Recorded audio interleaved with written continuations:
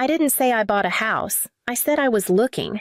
It was a Sunday dinner, one of those you better show up kinds, not because anyone misses me, but because missing it gives them something new to hold against me.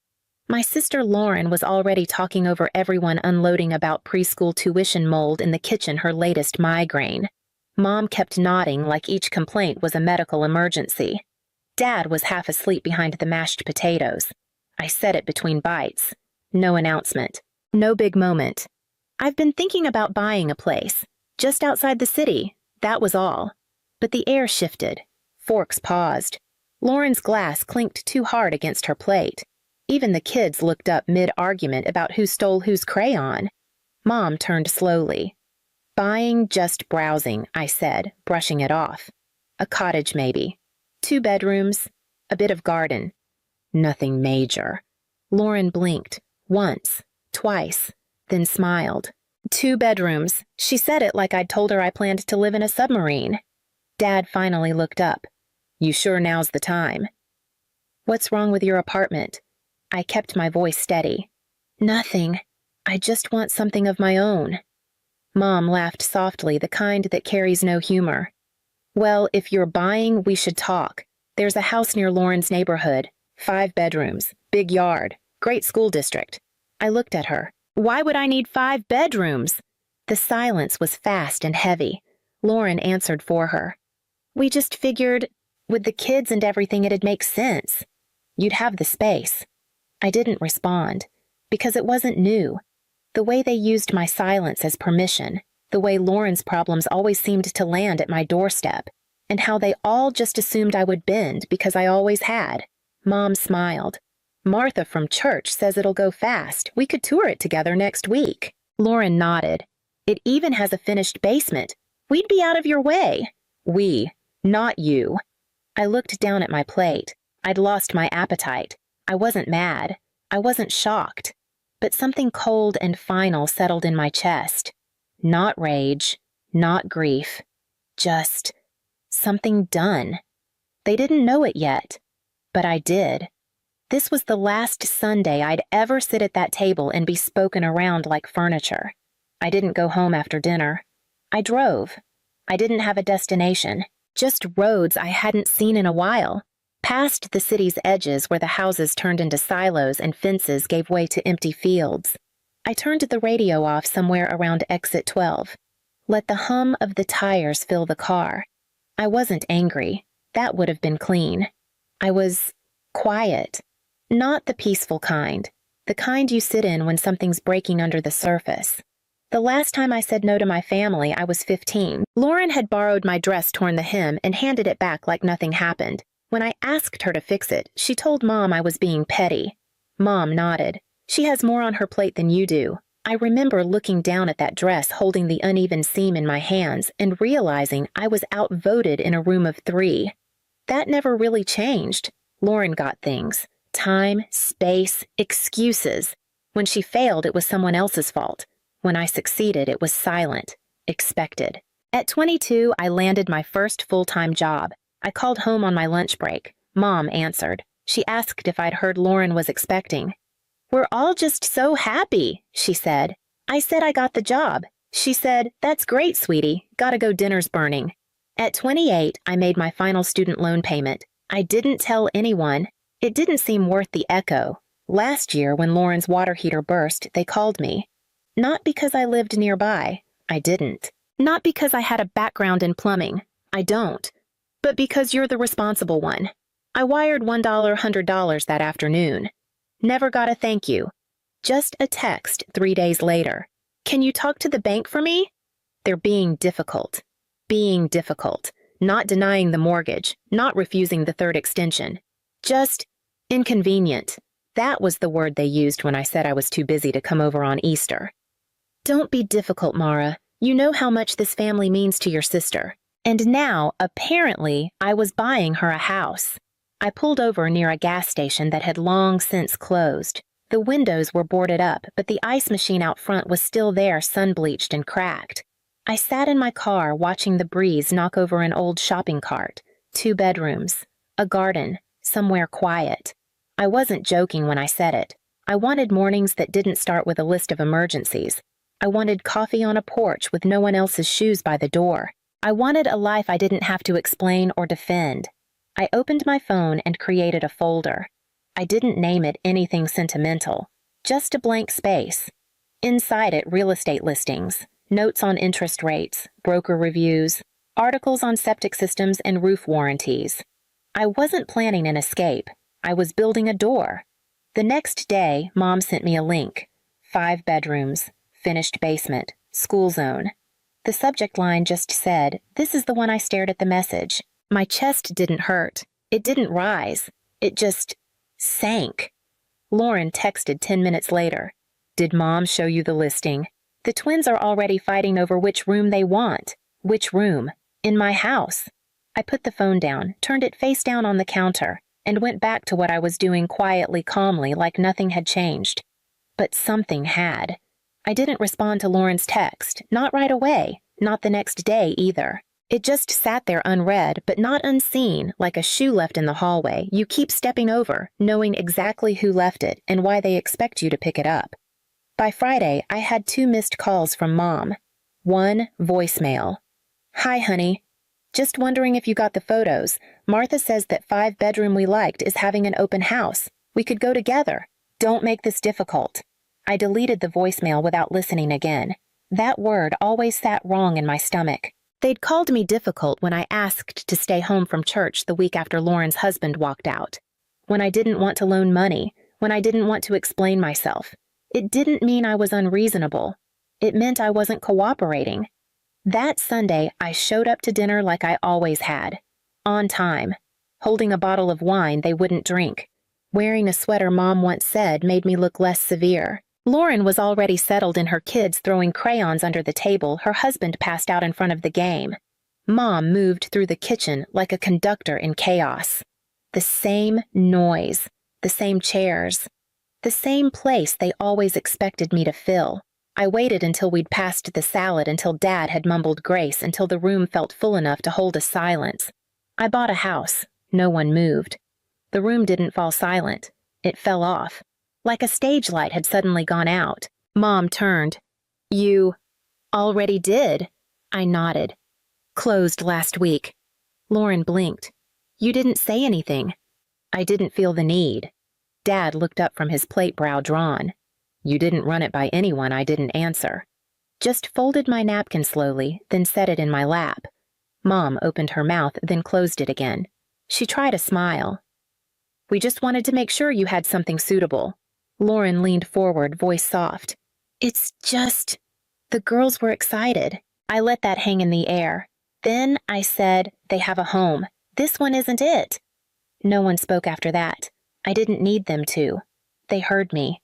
No one followed me out that night. I left the dishes half cleared, took my coat from the hook by the door, drove in silence. It wasn't dramatic, just clean. The kind of exit that didn't need slamming because the door had already been closed, just not announced. The next morning, I woke to 3 texts from Mom, 2 from Lauren. All variations of the same thing: "You blindsided us. The kids are confused. You never used to be this cold." Cold. That was the word they always reached for when I stopped playing along. When I moved out at 21 instead of staying to help around the house, I was cold. When I asked to spend Christmas with friends one year, cold. When I didn't cry at Lauren's wedding. Never mind that I paid for her wedding photographer. I muted the group thread. Blocked Lauren for the day. It felt like setting down something heavy I'd carried long enough to forget how tired I was. That evening, Mom showed up at my apartment. She didn't call, just knocked. Knuckles sharp like punctuation. I stood behind the door, heart steady. I didn't open it. She knocked again. "Mara, I just want to talk." Then quieter. "You don't get to shut us out like this." I leaned my head against the wood, took a breath. "I'm not shutting you out," I said through the door. "I'm choosing not to let you in." There was a long pause, then footsteps retreating. 10 minutes later, a text arrived from Lauren's husband's number. A photo of the girls in their bunk beds side by side, holding up handmade signs. "We miss you, Aunt Mara. Come visit us soon." I stared at the screen for a long time. My thumb hovered, then dropped. No reply. Another photo came 2 hours later, the baby's crib now shoved into the corner of Lauren's bedroom. He wakes up every time we move. He needs sleep. Please. The guilt sat on my chest like a hand that wasn't mine. But I didn't answer. That night, I opened my laptop and emailed the real estate agent again. Confirmed closing date. Utility transfer. Key drop-off. I clicked the folder I'd started weeks ago, the one with the blank name. Inside blueprints, budget projections, gardening plans, a list of herbs I didn't yet know how to grow.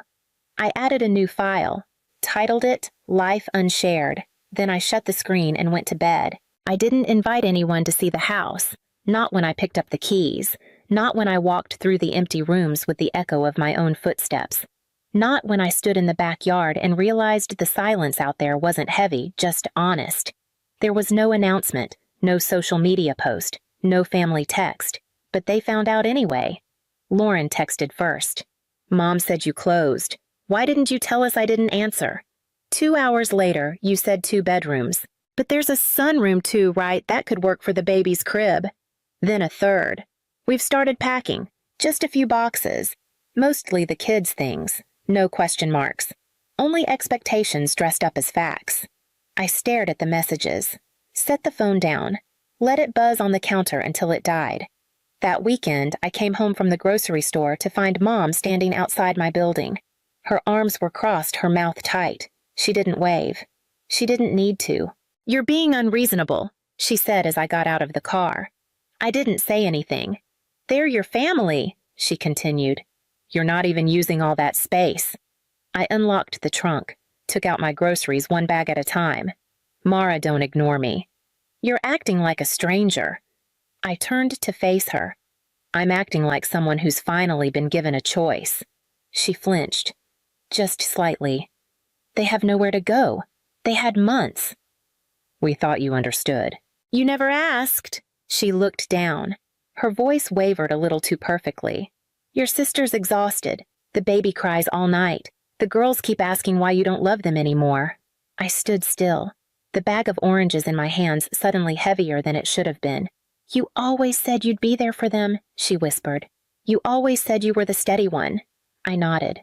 I was. So why are you doing this? I took a breath. Because for once, I'm building something that doesn't include a back door for everyone else. She didn't reply, just looked past me at the bags I was still holding. At the building I didn't invite her into. I waited. But she didn't ask to come up, and I didn't offer. When I closed the door behind me, it clicked softer than I expected. No slam, no drama, just a line, finally drawn. They didn't stop. When silence didn't work, they tried volume. Not the shouting kind, the spreadable kind. Aunt Cheryl called first. I hadn't spoken to her since 2019 when she forgot my birthday and sent Lauren a fruit basket for hers. Sweetie, your mom's been so worried. This whole house thing. Can't we all just talk it through like family? I didn't answer. Just listened. You've always been the level-headed one, she continued. And you know your sister's been struggling. She needs you. I thanked her for calling and hung up. An hour later, a Facebook tag. Lauren had posted a photo of the girls in front of stacked boxes smiling with chocolate on their faces. The caption read, Some people say family is everything. Some people prove otherwise. Hundreds of likes. Comments filled with prayer emojis and thinly veiled attacks. Some people just lose their way. Kids shouldn't have to pay for adult decisions. We raised our children to care for each other, not close doors. I read them all. Once. Then I deleted the app. The next day, Mom emailed a letter. Not a message, a full-page letter. PDF attached. Properly formatted, signed at the bottom. She wrote that she and Dad had hoped we would share this chapter of life together, that they'd dreamed of the whole family growing old nearby, helping each other the way families used to. She reminded me of the mortgage I'd co-signed for them years ago, the hospital bill I'd covered when Dad's insurance fell through, the years I'd stepped up without needing to be asked. Then she asked plainly, Why now? Why are you suddenly choosing distance over duty? I didn't reply. I printed the letter, folded it in half, filed it under legal correspondence. That night, I watered the lavender I'd planted in the window box, made tea, opened the book I'd been meaning to start for 2 years. It was quiet, not lonely. There were no footsteps overhead, no dishes clinking in the sink I didn't leave, no bedtime tantrums behind thin walls, only the steady tick of my own clock. A sound I hadn't heard clearly in years. I didn't owe anyone an explanation, and if they kept trying to rewrite the story that was fine, I was finally the one holding the pen. I changed my number the following Monday. No announcement, no group text, just a quiet 15 minutes at the carrier store and a new SIM card in my phone. I gave the number to my boss, my assistant, and 2 friends. No one else. I updated nothing online, left no forwarding address. When the lease on my apartment ended, I moved everything in one trip using a moving service they'd never heard of, the kind that didn't leave branded boxes behind. The cottage was smaller than my old place, older too. The floors creaked in winter. The pipes moaned when I ran hot water too long. But it was mine. Every squeak belonged to me. I painted the walls myself, built the bookshelves I used to say I never had time for. I started a garden in the back, just herbs at first. Basil, rosemary, mint. Something simple, something slow. No one knew where I was. For the first time in years, I woke without checking my phone. There were no demands, no guilt, no photos of bunk beds or forwarded listings, no weaponized silence, just the sound of birds outside the kitchen window. Sometimes I sat on the porch with my tea and read nothing, thought nothing, let the day rise and fall without rushing to meet it. This wasn't escape. I wasn't hiding. I was claiming space that had always been mine. They had taken so much without asking. So I stopped answering. And then finally, they stopped asking. The email came late on a Thursday night. Subject line, "Can we talk?" It was from Mom's address, but I could hear Dad's voice in the way it was written, tight, formal, carefully weighed like a statement prepared for court. They'd decided it said to sell their house. Retirement wasn't what they hoped. The market was down. The plan had always been for Lauren's family to take over the home, but now, with everything uncertain, they were looking for options. There was a pause in the middle of the message, a breath I could feel even in the text.